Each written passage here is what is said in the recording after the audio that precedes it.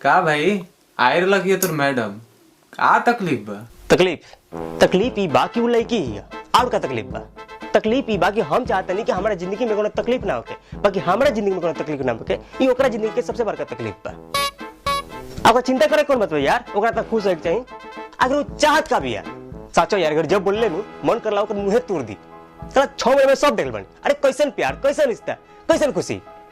रिश्ता के मतलब होला कि दोनों की मर्जी दोनों खुशी, बाकी ना खाली ओकर मर्जी ओकर खुशी ओकर जन्मदिन मनावो ओकर कुत्ता का जन्मदिन मनावो। साला आज तक हम अपन जन्मदिन मने भी नहीं केले।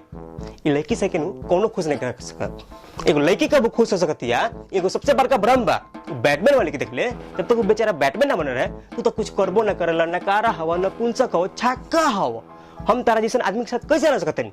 जितने बैटमैन बन गए दिन कहती है तू तो बैटमैन बन गई, हमारे तो नॉर्मल आदमी चाहिए। हम तारा जैसे आदमी के साथ कैसे रह सकते हैं? सब चला नु ई कहानी के दोस्त बा, ब्लडी बॉलीवुड रोमांटिक मसाला। सब फिल्म में एगो लड़का होला एगो लड़की होला, दोनों के प्यार होला, दोनों की शादी हो जाए, फिल्म खत्म। ओकरा बाद की कहानी कोई ना बतावे, ओकरा बाद की कहानी हम बताते नहीं। ओकरा बाद उ लड़का उ लड़की के एक दिन चुम्मा ले लेला तब तकलीफ। जे दिन चुम्मा ले लेलक त सटा तरह अपना सटल ठीक नहीं के। चला मार्केटिंग के निकल कब खत्म ना होला। पहले तकिया खोले फिर पर्दा, फिर दोनों का रंग मैच ना हो और तकिया खोल और पर्दा। तो जौन सामान खरीदे जिए तो खरीदिए से ना 2 हफ्ता से दिमाग कैसा लहंगा लेक बा 2-5 घंटे हाथों मार्केट में घूम के एगो सामान चप्पल उठा के लिए सर, फिर 2 हफ्ता के बाद कहिए सर लहंगा लेक बा। ऑफिस में सारा काम करते रहे तले मैसेज आई, ऑफिस में काम करते रहे तले फोन आ जी, फोन उठाते कदम बात नहीं कर सकत। कितना मुश्किल बात समझल।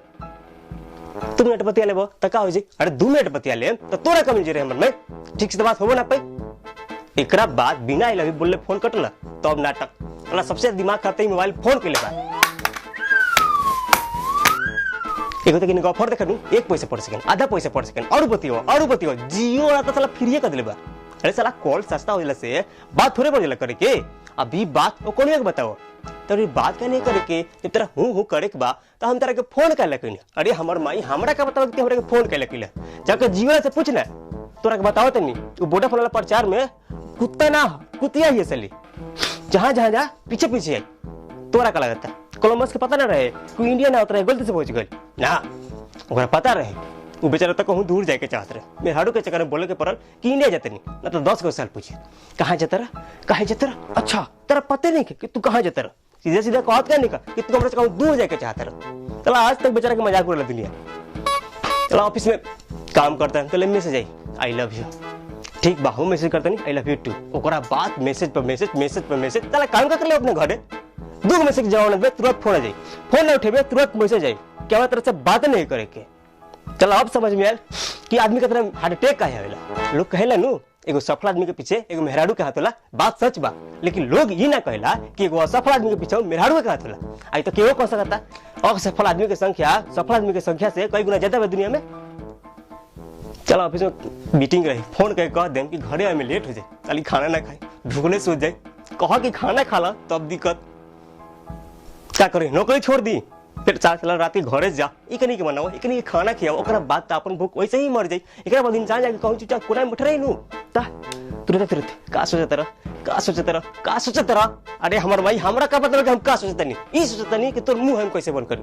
का सोचत कैमरा लगा दी दिमाग में। ओकरा बाद उ तरह से बात ना करी तू ओकरा से बात ना करो, काहे कि एको शब्द बोलला कि झगड़ा हो जाए।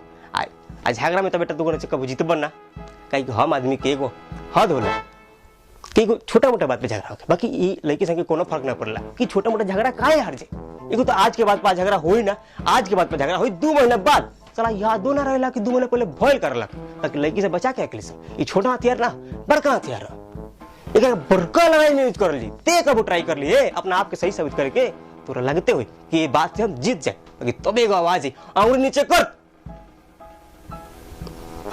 तो ध्यान ना दिले पे तोर नीचे की अंगुरी ओकरे पॉइंट करते तोरा लागी कि साला चापाकल में डूब के जान देती। उ तोरा के साला झगड़ा में जूता उठा के मारी तो कोनो दिक्कत ना, बाकी ते एगो अंगुरी खड़ा कर देबे सारा झगड़ा खत्म। उ सही ते गलत कौन बोललक नियम शादी के पहले नागिन मिन काहे बजला क्योंकि बैंड बाजू वाला कहला कि तोरा घर में एगो नागिन आवती है। अच्छा ते बता काहे लार लगे तोरा बिरी हां ये बात हम करी तो ओकर कोनो सहेली बिरी फोन करके अपन तकलीफ बताई तो कही अच्छा हमार सहेली बिरी फोन करते रह तो जाके वही कल मुही बिरी काहे नहीं कर